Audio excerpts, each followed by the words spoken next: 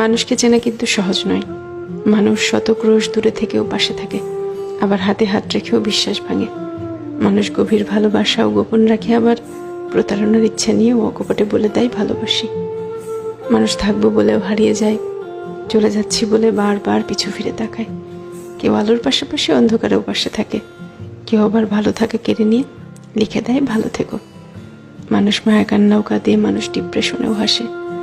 এই জন্য মানুষকে চেনা কঠিন, সত্যি কঠিন বটে।